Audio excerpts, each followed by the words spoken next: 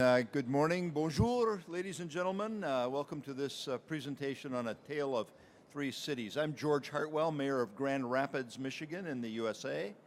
And let me start by setting this table a little bit for the conversation. The very first meeting of the White House Task Force on State, Local, and Tribal Leaders, the 14 mayors and 8 governors and 2 tribal leaders that were present in that meeting introduced ourselves around the table at the executive offices in the White House. We introduced ourselves by telling about the impacts of climate change in our own area. Governor Abercrombie of Hawaii said, I'm losing islands to rising sea levels. Mayor Becker of Salt Lake City said, I'm worried that I won't have enough water for my population in even 20 to 30 years. Mayor County of Des Moines, Iowa says, I have too much water. We've had 2 500-year floods in the past 3 years. Governor Quinn of Illinois and I spoke about the impact of falling water levels in the Great Lakes region, whereas Governor O'Malley of Maryland talked about rising ocean levels. One cause, that is climate change, but multiple impacts. Now, cities today account for over 1/2 of the world's population, and cities account for 70% of the world's greenhouse gas emissions. The impacts of climate change, in other words, affect cities directly and immediately, and in many cases catastrophically. Cities are the battleground, and it will be cities where the war against climate change will be fought, and it will be cities where the war against climate change will be won. So today you're going to hear from 3 cities, very different communities, very different parts of the world. And it's my pleasure to introduce to you in a little more detail the 3 panelists this morning. Our first speaker will be Maya Katluk-Luken, who is the councilwoman of the town of Kotzebue. Kotzebue is a town located 57 kilometers above the Arctic Circle in northwest Alaska. She's a councilwoman and former mayor who works with tribal entities surrounding Kotzebue on climate change adaptation planning, researching impacts, and developing mitigation plans to ensure the environment of the Inupiat people who have relied on these resources for 10,000 years. From Oakland, California, Mayor Libby Schaaf. Mayor Schaaf was inaugurated as Oakland's 50th mayor on January 5th of 2015, a relatively new mayor. A native Oaklander, Mayor Schaaf previously served 1 term as a member of the Oakland City Council, a former council chief of staff and top mayoral aide to Jerry Brown. Mayor Schaaf has 2 decades of public service experience that began while she was a young attorney leading volunteer efforts in Oakland, California. And from the city of Copenhagen, its Executive Climate Project Director, Jorgen Abelgaard. Jorgen is the project director for the 2015 Carbon Neutral Strategy and Plan for the city of Copenhagen. From 2002 to 2010, Jorgen was director of the Nordic consultancy companies Econ and Poiri Management Consulting. Before that, he spent 2 years as special advisor for the Danish Minister of Environment and Energy, Mr. Svend Auken, and before that as advisor in several positions to the Danish Ministry for Energy. Jorgen has comprehensive experience from work within international organizations such as the United Nations, the EU, the IEA, the Nordic Council of Ministries, and BASREC, and he has an extensive national and international network.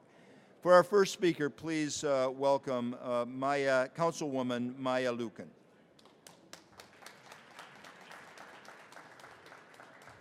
Thank you, Mayor. Thank you, Mayor. Am I going to be able to see the presentation down here? Yes. Now I see it. Thank you. Uvlalotak. Uvlalotak means good morning. Uvanga atiga kikiktarugmi, lusisoligmi, apanga luakanga, Willie and Jenny Johnson of Kotzebue. Uvanga inupate lusuomi. My name is Maya Luken. My parents are Willie and Jenny Johnson of Kotzebue. I'm Inupiat Eskimo, and I'm Finnish, and I'm from Kotzebue and Sisolik, Alaska. In my culture, it's really important to introduce who your parents are and where you're from as a sign of respect to the land and the people and the cultures who raised me.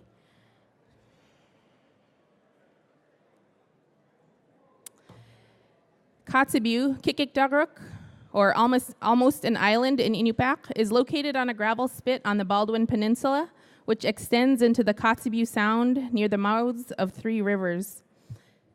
Kotzebue is 26 miles north, or 50-something kilometers north of the Arctic Circle, and 600 air miles away from the nearest city, Anchorage, Alaska. Kotzebue truly is a gateway to the Arctic, as well as the surrounding 10 communities, and to natural wonders such as the Bering Land Bridge National Preserve, the Noatak National Preserve, and the Kobuk Valley National Park. Kotzebue is the only community in our area that receives jet service, and the only community in our area that has paved roads. In Kotzebue, there are 3,200 people. It's the largest community in the region. In 1900, there were only 200 residents. The location of Kotzebue made for a prime location for subsistence hunting, fishing, as well as both winter and summer transportation. You can imagine with no roads, you have to figure out how to get places. So we use boats, we use snow machines, we use dog teams. Of the 3,200 people, 75% of the people are Inupiat Eskimo. The main industry in Kotzebue is the health services nonprofit organization, Manilik.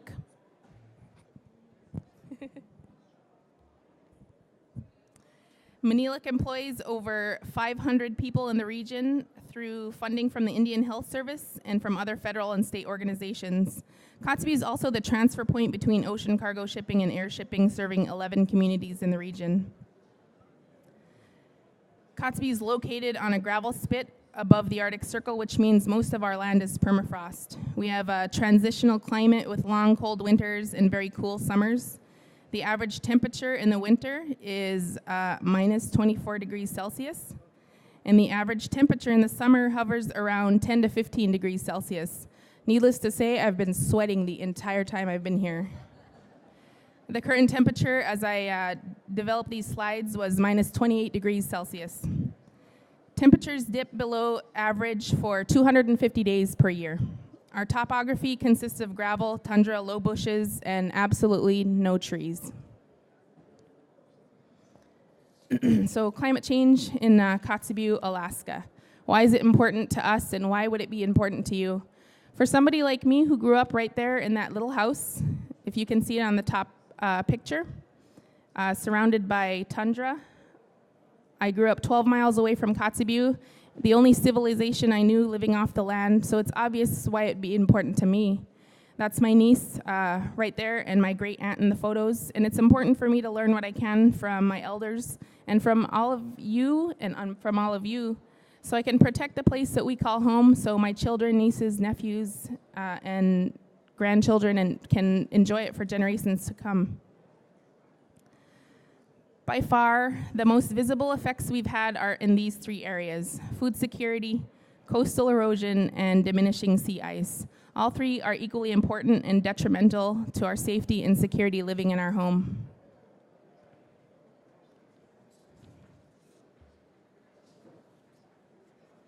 Whoops, I missed a page. So, food security, most notably the decline in the population of the Western Arctic caribou herd.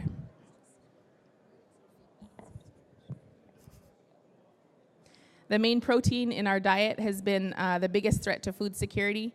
Warmer temperatures in the calving grounds have forced the cows and the calves to earlier move to the mountains without allowing them to grow, contributing to a very high mortality rate in the recent years. Our Western Arctic caribou herd declined over 100,000 animals in just 2 years.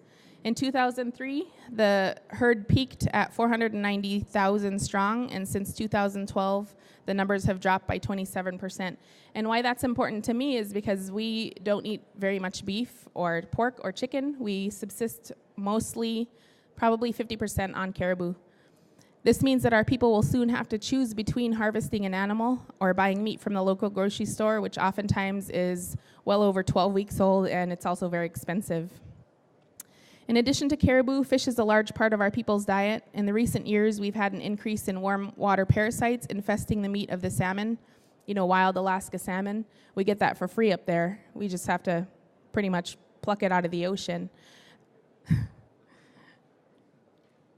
So this is due to the temperature of the ocean rising, as well as the temperature of the rivers rising where our salmon spawn. Other food security issues specific to climate change and warmer temperatures are unsafe hunting conditions, high silt in the sheefish spawning areas, a reduced berry and greens harvest, and invasive weeds.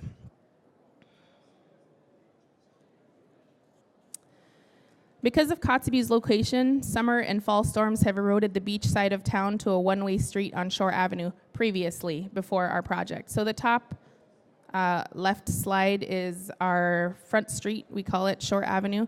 Where there were once many boats and fish drying racks, the beach has been cut away by waves. Several temporary fixes were put in place before our $44 million Shore Avenue project, including filling 55-gallon drums with gravel and placing them on the beach, as well as placing cement blocks on several areas of the beach.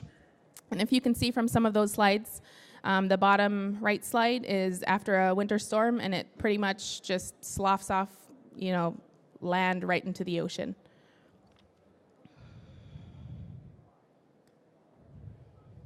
Storm surges, storm-driven waves, and ice action contribute to periodic beach erosion as well. The bank along Shore Avenue from Lake Street to Crowley is being eroded. The area directly on Kotzebue Sound is approximately 4,600 feet long and 4 to 10 feet high. The erosion rate, according to the U.S. Army Corps of Engineers, was estimated to be 1 to 3 feet per year before that project. And diminishing sea ice. Diminishing sea ice directly affects the people of Kotzebue in their efforts to hunt safely. Our main diets, like I said before, are caribou, fish, seal, and berries. When the ice isn't thick enough for bearded seals to rest, this forces our hunters to travel much further in rough seas to catch their yearly bearded seal.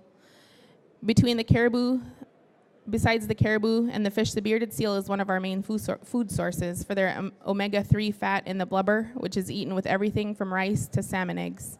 Seal fat is soluble and rich in vitamins and nutrients, and the meat is very high in iron, and it's important for people like us who don't supplement diets with iron pills or chewable vitamins. Last year, due to the diminishing sea ice, the residents of Kivalina were able to harvest only 8 bearded seals, as opposed to normally hunting 80 seals. This year, they've had to supplement their diets from oils from fish and vitamins they buy at the grocery store. The health clinic has also said that they've had a very, very high, low iron rate there, and they've been continually shipping iron pills over to the community of Kivalina to mitigate the fact that they just haven't had any seals. Thick ice is also essential for safe travel between communities. In an area of the world with no connecting roads, winter travel by sled dogs or snow machine happens daily. Both my uncles were lost when they traveled at a normal time in the spring, and they fell through the thin ice with their snow machines, and we never recovered their bodies.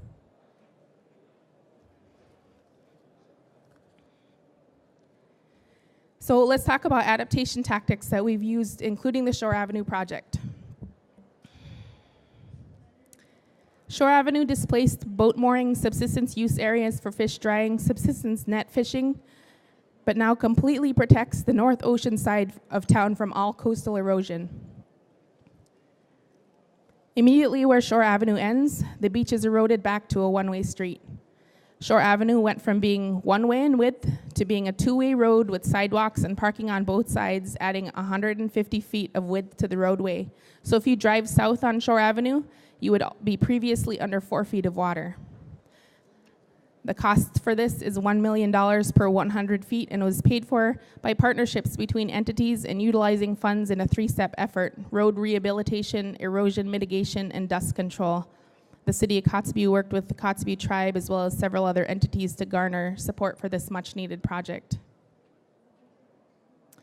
Some of the effects of climate change are not as easily noticeable as coastal erosion. You can see a road disappearing, and you can plan for future storm surges, but what you can't see is just as detrimental to our people as losing a house to the ocean.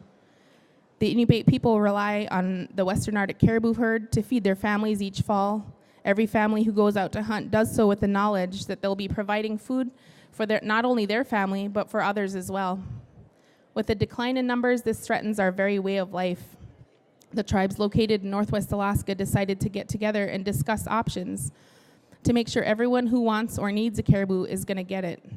And several other adaptation techniques have been developed as well, including closing down Red Dog port roads to allow the caribou to cross safely, restricting local catches, and closing seasons for cows and bulls and more. And this is all without state or federal support. The people just have gotten together and decided to do this on their own. Another adaptation tactic that Kotzebue has used has been to look towards renewable energy, because all of our heat is diesel fuel. Very few people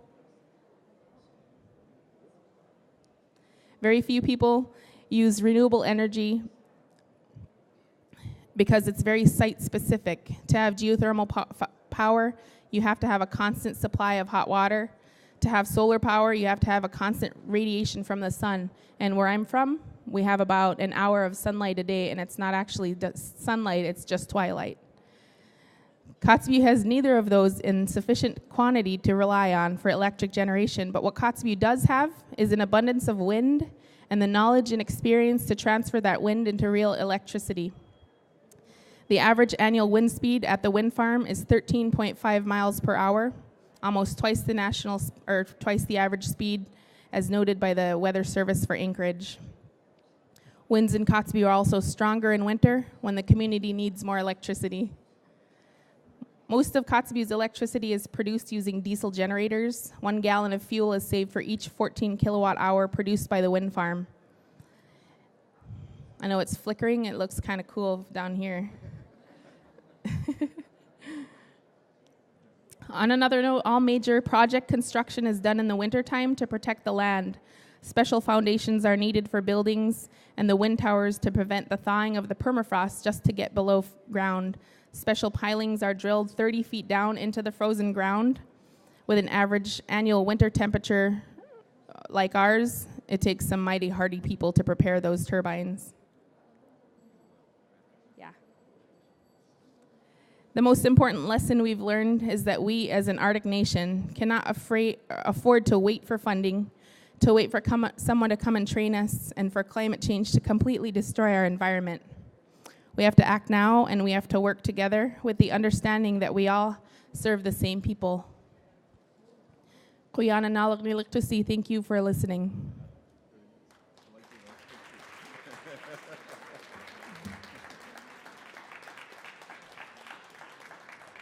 Thank you very much, Councilwoman Lucan. Very interesting presentation. Now we will hear from the Mayor of Oakland, California, Mayor Libby Schaaf.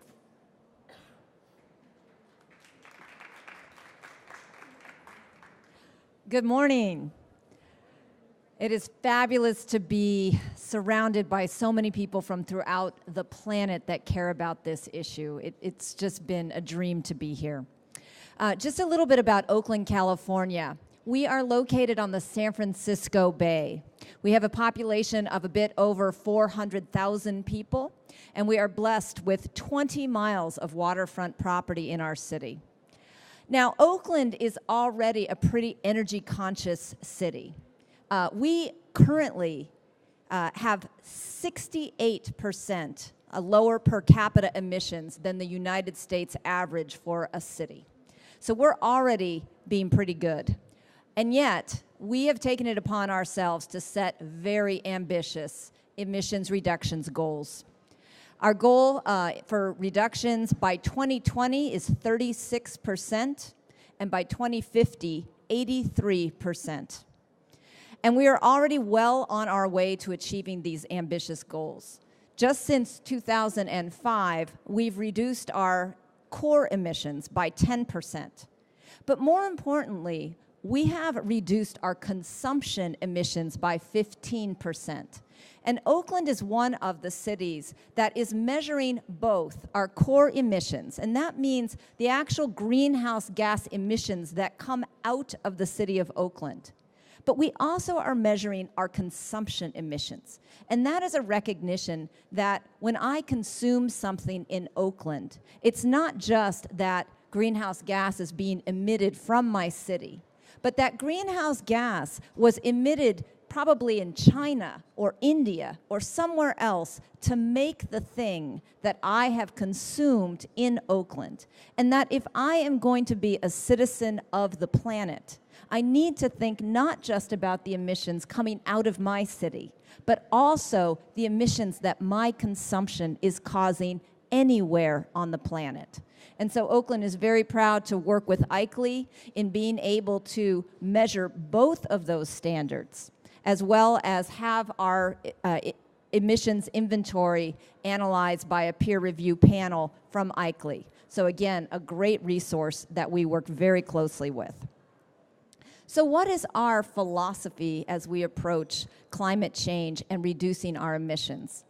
We are trying to look at more than just reducing our greenhouse gas emissions. We're trying to see how our climate change policies can be comprehensive and achieve other goals, particularly social equity goals. Oakland is a city with great income disparities, something that is plaguing United States cities more and more these days. 60% of our residents are renters. They mostly live in multi-unit apartment buildings, as opposed to only 40% of our population who are homeowners. And so as we look at climate change policies, we are looking at how these policies can also help our most vulnerable populations first and improve things in their lives that go to the other goals of sustainability, like economic development. So what are some things that we think we've done well? Why do we think we got invited to be here today as one of the highlighted cities? First of all, Oakland's zero waste contract, the way that we are dealing with our garbage. Let's do a little trash talking right now. We're good at that in Oakland. We started this process 10 years ago, and just this July we switched to a new contract. But already, that zero waste goal has caused a 26% reduction in our emissions. We started composting. Yes, in our house we call it the stinky can, and that's where we put our food waste. And we have now trained our residents to actually separate food waste out from their regular garbage and put it in, yes, the stinky can, or in our house we just have a nice stainless steel bowl, and then we dump it into a green bin. Now, as a homeowner, we have a green bin that we put our yard waste in, and every week the garbage company comes and picks that up from my curbside. What's great about that is it's really made me conscious about where my food waste goes, where my paper and cans and glass goes, and then really how little trash I have left over at the end of the week. In fact, so little trash that we're able to call up Waste Management and reduce our trash can size and pay less for our actual trash pickup, and that's the part that's going into the landfill. We also have been using our land use regulations and our increase of good transit to really drive down emissions. Again, just in the last 10 years, a 12% reduction from land use and transit policies. We are making it easier to grow your own vegetables and fruits and even sell them out of your backyard. I think we all talked about the unique qualities. Unlike Kotzebue, our weather is fantastic. We have some of the best climate of any city in the world. So plan your next vacation to Oakland. It is just a fabulous city.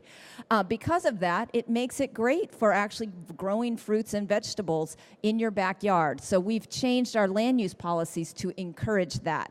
And that cost us nothing. We also have adopted green building standards. We've created streamlining permitting for rooftop solar installations. We have reduced the parking requirement when you build housing next to good transit. We've created a TOD overlay, and that is a great incentive for developers to think about building dense housing near great public transit. And coming soon, we're putting in our first bus rapid transit, or BRT line. And again, back to our social equity agenda. This line is going to connect some of our most struggling communities, our lowest income communities, to the downtown, to the job centers. It also is going to enhance that corridor because we added money very consciously to not just put in a new bus rapid transit, but to actually make improvements to the small mom and pop shops and businesses along that corridor. So this enhances not just the transit connection, but the entire neighborhood that this line will run through. And then finally, Oakland is a port city. We are the largest port serving really the northern West Coast. We have seen huge reductions in our emissions by forcing our ships that pull into our docks to plug into an electrical source rather than run their diesel engines while they're idling at the dock.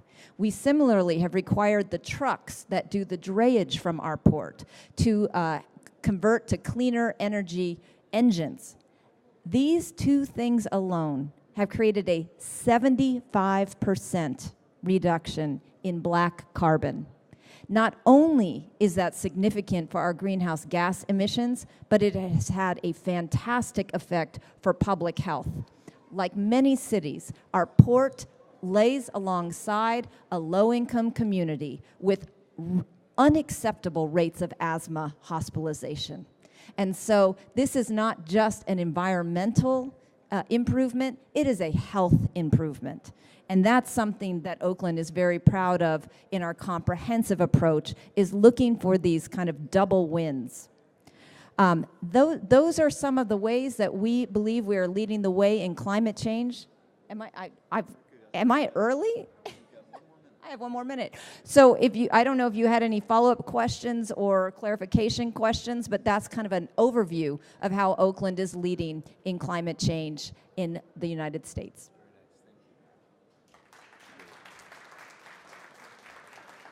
Very good. Exciting to just hear all of those projects enumerated, isn't it? Good work happening in Oakland, and we will have opportunity for some questions after our next speaker. Our next speaker from the city of Copenhagen is Mr. Jürgen Abelgaard.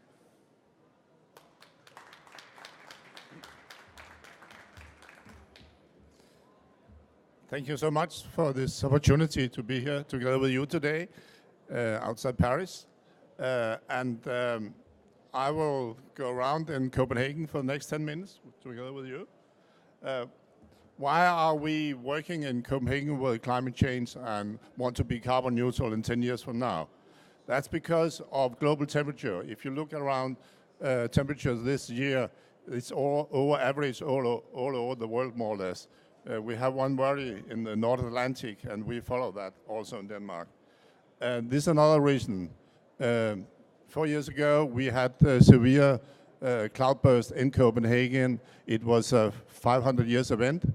And since that, 4 years ago, we have had one more event like that and 2 100 years events. So there's a lot of reasons why we have focused on climate change in Copenhagen. We want to use Copenhagen as a lab for innovation and testing new solutions. Not because what we do on CO2 in Copenhagen, we cannot solve the world, but we can show that a small, big city can make this transformation, and that we can show that to the world. And work together with our companies and universities in doing so. We can also provide green jobs and new innovation for innovation for companies and universities. And that is also the basic for how we work in Copenhagen. All our plans are based on 3 pillars. We work with quality of life, green growth, and sustainability. So all plans have that as a basic, and of course, the climate, what we're doing on climate is based on sustainability, but we also have to bring in quality of life, making a better city for Copenhageners and people that use the city, but also green jobs and new jobs. So this is really my picture of what we want to do in Copenhagen. We have created a harbor bath in cleaning up the water in the harbor, going from industry city to a normal city without industry, like we see a lot of cities over the world, but also creating possibilities for people to use this. And this young guy, he's the future. We are also a city with growing population, like a lot of cities all over the world. We expect 20% increase in 2025. So there's also a lot of demand. Young families that really want a better city, new possibilities, better schools, better kindergartens, leisure, and so on. So that's also demand to create, taking the old brownfield areas to create new areas for people that want to live in the city. Talking about climate change, we have a good starting point in Copenhagen. I don't know how many of you have been in Copenhagen. Yeah. I think you have seen all the bikers, and that is visible in the city. 45% of all trips in Copenhagen is done by bike every day. And it's more than 60% of all Copenhageners that do that every day. I bike to my work every day, also in wintertime and also when it's raining. But you can't see is that we have also district heating, really efficient way of heating up all our buildings. Close to 100% of all buildings are heated by district heating. And we are also on the way doing it renewable and CO2 neutral. By 2020, we have our 2 power plants in the area will be on biomass. So we will be 100% renewable. We have also decided, I think that's one of the few cities in the world, to build 100 turbines in Denmark. So that all in all will cover electricity and also a little bit more than what we use. We have really strict building regulations in the city, and we have also done a lot, for example, on our own activities in the city administration. Our own fleet of cars is on the way to be electric. And as I said, climate adaptation, we have just adopted 300 projects that will be implemented over the next 10, 15 years in Copenhagen related to cloudburst and sea level rise. We have made a plan, quite simple, with 3 pillars or 3 tracks: the consumption, production, mobility, and our own activities. We have done it without consultants. We did it in the way that we invited industry people and university people to help us develop 22 business plan. We developed the whole plan from the start to the approval in the city council and the budget in 1 year. So it is possible to do this transformation if you have society with you and can set up a process to do it. It is ambitious, but it's also realistic. As you can see, a lot of things are coming from energy production, but it's extremely important that we also reduce energy consumption in our buildings, and we also change mobility to more environmental friendly transport modes. We are down 31% now and have got quite good figures for the coming years, so we are quite optimistic on that. As you can see, we are down 2.8 ton per capita on the emissions inside the border of Copenhagen. It's really low also compared to our neighboring capitals in the Nordic that have based on hydro. But we also see a reduction in transport at the same time as we can see an increase in population and also increase in local economy. So it is possible to make this transformation, and that's important to show. We cannot do this without a lot of partners. And we are now in a process to set up a Copenhagen Climate Partnership Group. We have already tested that over the last 2 years with some of those partners here. And we will now increase the numbers. Hopefully we will have 50 to 100 partners in the next 2 years. And that will really be an important way of implementing all the initiatives that we need to implement in the coming years. In doing that, we also have to work together with other cities. That is extremely important. We have to learn from what's going on around in the world. We have to steal ideas. We have to inspire each other, to talk to each other. So one of the networks that we work with is C40. It's more than 80 cities all over the world, but 25% of GDP. So it's also cities where you can test solutions and discuss problems. We are also quite active in a new network, Carbon Neutral Cities Alliance, where you have to have targets for 2050 at least 80% reduction, and also have adopted plans. So there is really cities that are down in the implementation where they know what's going on. And it's also a possibility to day-to-day discuss what's going on and have questions, set up questions and get answers from the cities. So what we have been doing in Copenhagen is really based on strong political commitment. And that is the basic for what to do this. Also, the thinking that, of course, we need financial support to this, but on the other hand, we also have to fight for the budget every year, so it's not just coming. The thinking that we need also to set up broad stakeholder involvement, we cannot do that without that. Every time we use $1 on the city budget in Copenhagen, there will be investments out in the city that is 100 times higher, where energy and climate are related to the investment. So we have to be out there with the $100 in dialogue with investors, owners, and behind the money to be sure that they do it in the right way. So without that, we can never get to the target. And then, of course, a lot of common business plans, also internally in the municipality, and a lot of communication, and both with citizens, with our stakeholders, nationally and also internationally, is important for this. We have to do it together. We can, of course, learn from each other, but we also have to learn and implement together. Thank you.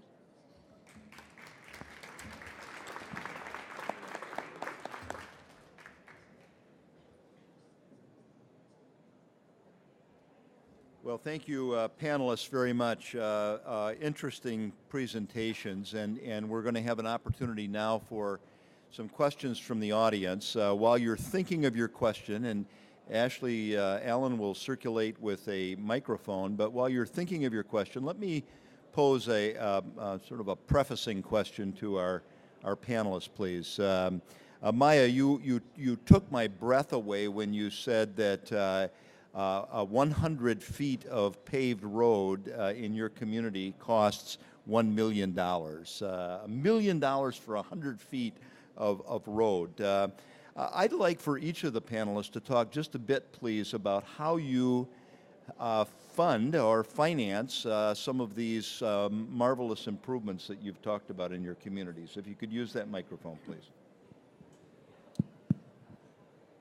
Yeah, our Shore Avenue project, which was the it wasn't a Band-Aid. You know, we've had 30 years of Band-Aid projects for Shore Avenue, and the 30 years of Band-Aid projects far outweighed $44 million. So, of course, a little town like Kotzebue with 3,500 people above the Arctic Circle, when we went to Washington, D.C., and we went to the state capitol and said, we need $44 million for this project, $44 million. No. And that's kind of how it went for a long time, because, you know, how do you justify $44 million for just a population that small? So, especially just for one entity. So what we did was we didn't get $44 million from, you know, the federal government or $44 million from the state government. What we did was we took all the stakeholders, which are the community of Kotzebue and everybody there, because, you know, if we don't have Shore Avenue, we're eventually not going to have Kotzebue, because it's just going to keep going and houses are going to keep falling into the ocean. So we took our tribal members, our tribe, the Kikikdangrok IRA. We took our village corporations, which are for-profit organizations. We took our regional organizations who represent the region, both nonprofit and for-profit. And we worked together to make it a priority for absolutely everyone that the Shore Avenue project happens. And so every time any of us went to Washington, D.C. for our projects, then one of the number one projects was we need Shore Avenue funding for erosion. We need erosion funding for Shore Avenue. And so once they heard that it was important to everyone, it was a little bit easier to get the funding. And also we used several different pots of funding. One of the main pots of funding we used was the ARA funds, and I believe it might be the first project in the United States for ARA funding. And then we used also dust mitigation from tribal roads. We used road rehabilitation from tribal roads. So we had to figure out a lot of creative ways to come up with $44 million. So it's 3,300 feet of sheet pile and 1,100 feet of riprap rock revetment. And it took me a long time to be able to say that very quickly. Riprap rock revetment. So it's 4,400 feet. And I've always wanted to, and I've always gotten shot down, is to put a dollar sign every 100 feet so people can understand it's $1 million per dollar sign. Wow, thank you very much, Maya. And Libby, how do you finance projects in Oakland? So let me talk about some ways that we got some stuff done for free. We converted all of our street lights to LED. Every single one, more than 30,000 street lights in the city of Oakland, as well as our traffic signal controllers. And we were able to find a private financing entity that allowed us, they gave us the money up front, and we literally will pay them back over, we predict between 12 and 15 years out of the cost savings because of the reduction in our energy bill. Like, how beautiful is that? We are reducing emissions and we're saving money. And so we were able to finance the money up front, so we did not pay a dime to do this huge, massive project. And frankly, the conversion to LED lighting has other benefits. It helps us with safety because the quality of light is actually better and is a crime prevention mechanism. And we have a world-class observatory, and it actually helps with our dark skies policy. We have less light pollution with LED, so a total win-win. Another real innovative thing that we're doing in California, and this has really taken off, is called Property Assessed Clean Energy. PACE for short. Once again, similar idea. Financing entities are allowing individual homeowners to essentially put the bill for solar roof installations, as well as other energy efficiency improvements, better windows, drought-resistant landscaping. Some of them are even allowing you to finance seismic retrofitting so your house doesn't fall down in the next earthquake, obviously an issue we have in California. And you just tack it onto your property taxes. So again, that allows a homeowner who doesn't have that upfront money to pay for these types of things to finance it over time. And if they sell their home before they've realized the full benefit, the property tax assessment gets passed on to the next owner. And so again, a real innovative way that we are allowing these types of improvements to be done with no upfront costs. A second thing that we've been doing is essentially asking the private sector to bear some of these costs. And again, that's where politics comes in. It definitely helps to have a lot of advocacy in our community for these types of improvements. So for example, new construction is subject to Oakland's Green Building Ordinance. But that ordinance was worked out with the construction industry to something that they could live with. Similarly, we have construction and demolition regulations that require you, when you get your building permit, to present a plan about how you are going to recycle or reuse 50% of your construction debris. If you are demolishing something, if you're doing a construction project, you have to demonstrate in order to get your building permits that you will recycle or reuse 50% of the construction and demolition waste. That's great, Libby. Yeah, and then finally, we are financing a lot of our projects out of the franchise fee that we get out of our garbage contract. And then there are things like switching to renewable diesel fuel. It turns out it cost us nothing. It literally has the same cost as conventional fuel. Our diesel vehicles take the renewable diesel just fine, and it has 70% fewer emissions. 70% reduction in emissions, no extra cost to us at all. So those are some of the things that we've done. Great, thank you, Libby. And if you want more information on the street lighting financing initiative that Mayor Schaaf described, I believe that both GE, the U.S. company GE, and Philips are both here at COP-21, and both have financing mechanisms like that you might want to look into.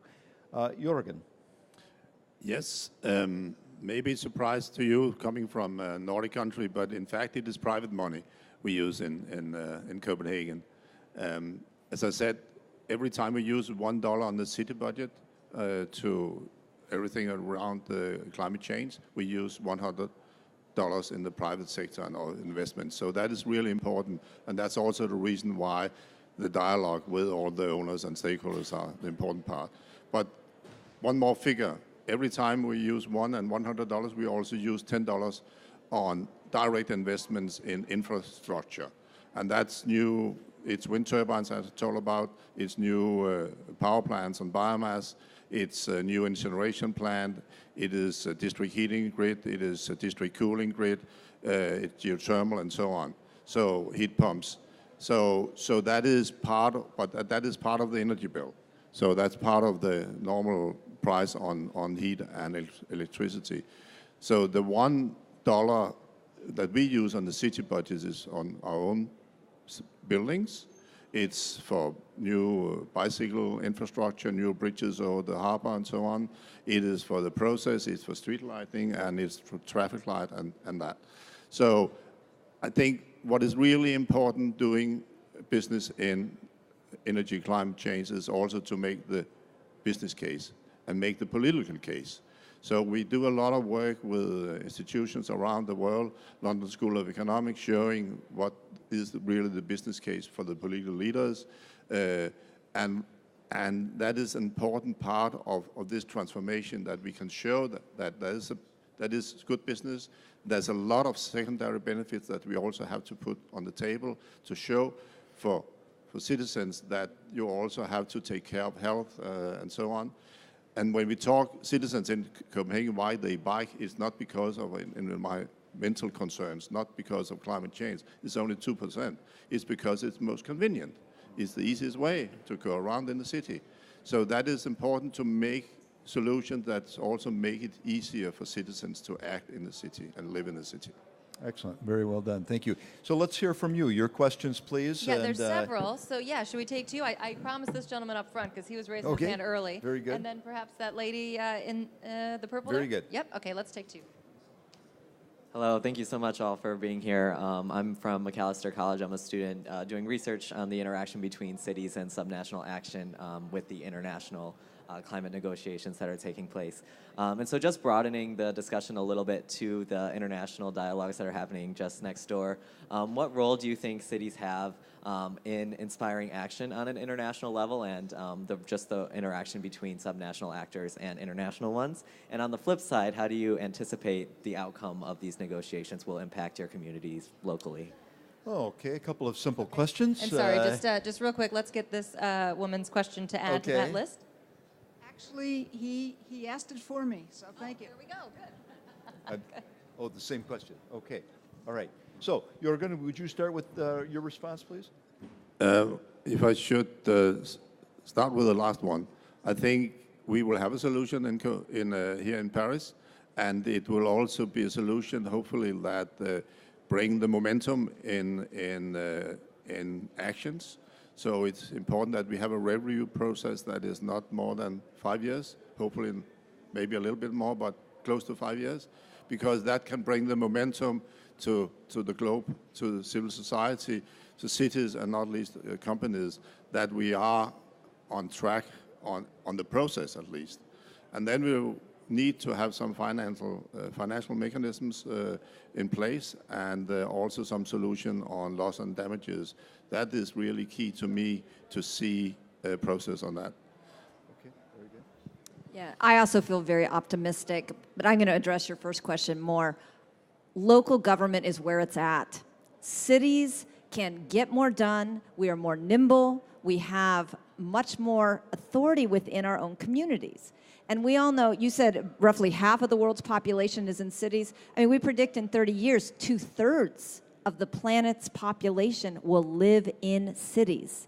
So if you can get enough cities to contribute to climate change, that can potentially have a bigger effect than some of the wimpier national commitments. Did I say that? Yes, you did. And also, in cities, we are creating the awareness, creating that political momentum. When I get that composting bin delivered to my door, it makes me start asking questions. It makes me much more aware of the entire global issue, because it showed up in my door because my city decided that composting was important. And then finally, cities kind of prove it can be done. We create the evidence that these things actually can, that human behavior can be changed, that there are innovative ways to pay for these changes, and we can kind of be the testing grounds for different practices, and create not just the political momentum, but the proof that it works. So I'm excited about the role that cities are playing in world climate change. Maya, you want to respond? Your question was a little bit not simple, but in Kotzebue, above the Arctic Circle, kind of forgotten. Nobody knew where Kotzebue was until President Obama visited it. And still people don't know where it is or don't know how to say it, which is fine. But we have to, the people in Kotzebue, we have to let the world know that we don't have emissions. We don't have, we don't have black carbon. We don't have any of that. We have very, very little, we have very little energy use up there. But we are feeling the effects of climate change firsthand from everybody else's use. And so bringing people like me, like our youth, people who live it every single day, and letting them know we're suffering because you refuse to take a bike. We're suffering because your company refuses to do X, Y, or Z. We don't even have a climate change adaptation plan. I'm working on the planning with the tribes around the region, and we joke, sometimes we don't say it's a climate change adaptation plan, we call it a survival plan. And so one of the things that we've used is the president of Iceland, President Grimson. We asked him, how did you get your entire country to be using alternative energy? And he said, very simply, we started person by person, house by house, street by street, town by town, and eventually it was the entire city. And so that's kind of the approach that we've been using in our area is, person by person, street by street. And once we get that done, and then it goes town by town, and then hopefully we can be an example to other people, and they can see what's going on, and they can understand that it does affect us right now every single day. Thank you, Maya. So let me add a thought or two, if I might, to your question.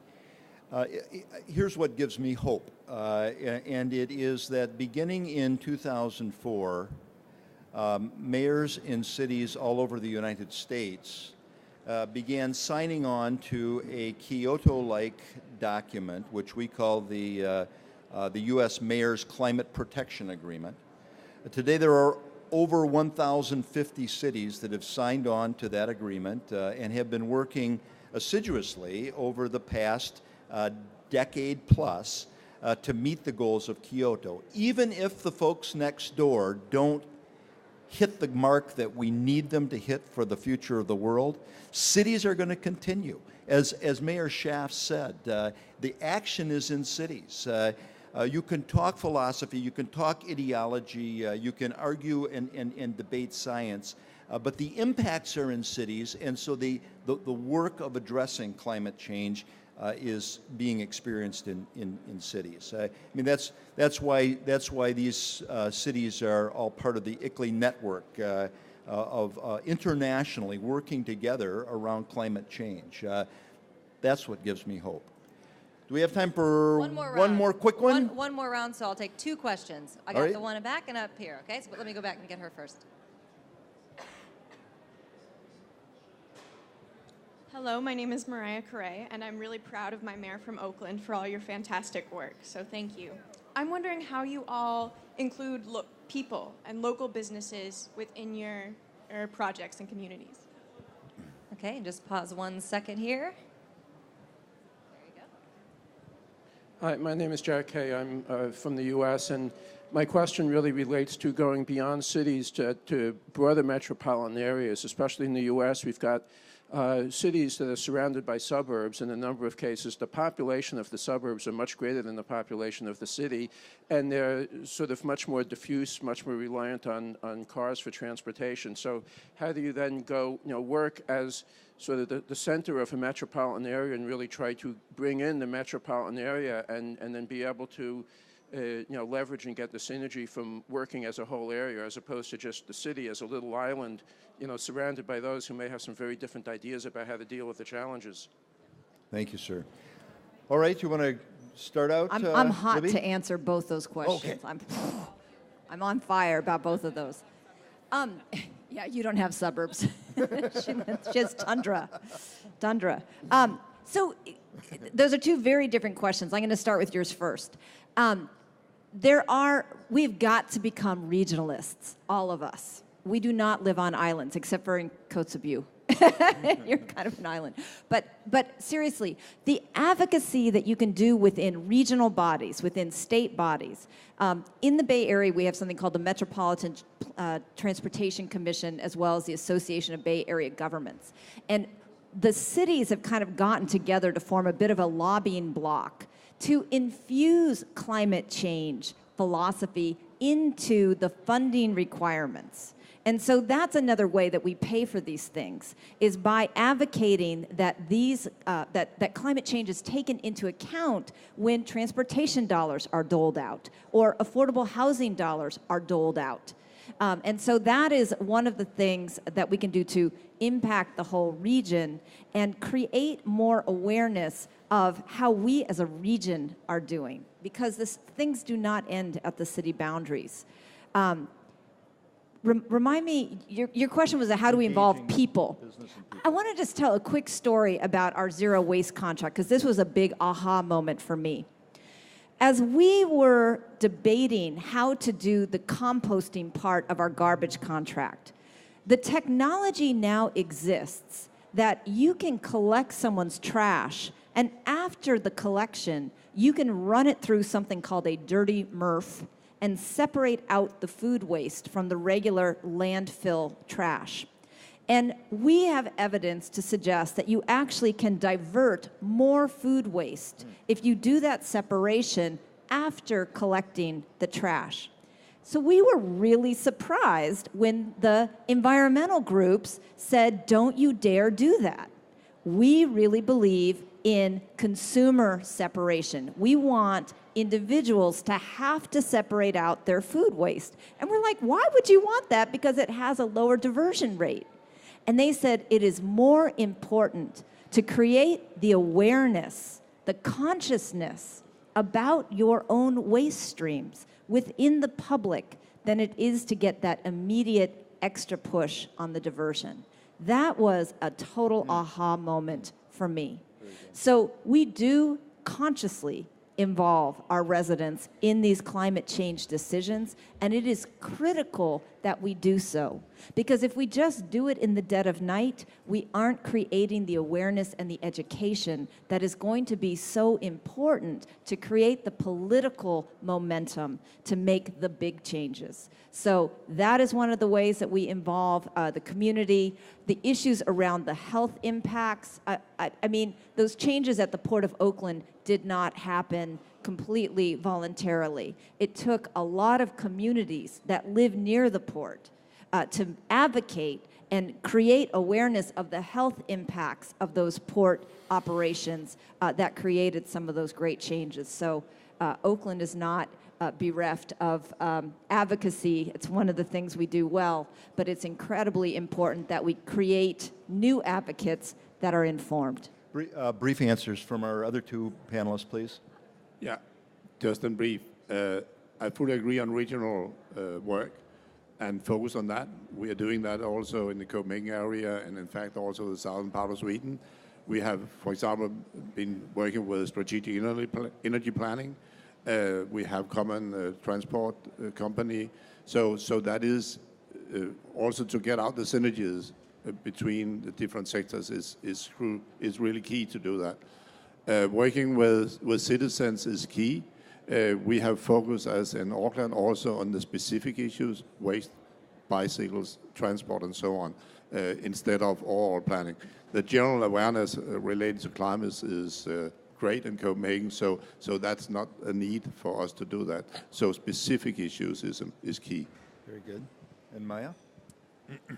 I can't answer your question because I'm not, we're not even a suburb, I don't think. But I can talk about how you get people involved. We, money talks where I'm from. It costs $7 for a gallon of gas. It costs, you know, $6.89 or something like that for a gallon of diesel. And it costs me about $1,200 a month to heat my home. So anything that you're going to save money on, you're going to do. And so what we do up there for trash separation is we say, here's 2 bins. You put your biomass here and you put your other garbage here. And this one costs $80, this one costs $10. So which one are you going to fill? You're going to fill the $10 one and you're not going to fill the $80 one. And also one of the other things that we've done is energy consumption. Our local electric company gave away for free the little, you plug it in and then it tells you how much, actually what it tells you is not how much you're using, it tells you how much money you're paying per minute right now. And so people plugged it in and you can set it for if you're paying 27 or 50 cents a minute to flash red. And we put ours to 6 cents a minute and went through the entire house and unplugged absolutely everything until it was 6 cents a minute or less. And what it did was, because, you know, they cost the electric company a lot of money, but they gave it to us for free. But what it did was it completely reduced the energy consumption throughout the entire town. Absolutely every house got one, or every person with an electric account. And it really, really reduced the energy consumption because you look at it, I mean, people will dry their hair for 3 minutes because it's $1.15 a minute to dry your hair where we're from. We look at it and you know, I'm telling you, your husband is like, 1 more minute, you have 1 more minute. So money talks where we're from, and that's really kind of how we've been trying to get our people to be involved. That's great. Ladies and gentlemen, join me in thanking our panelists, Maya Lukin, Libby Schaaf, Jorgen Abelgaard.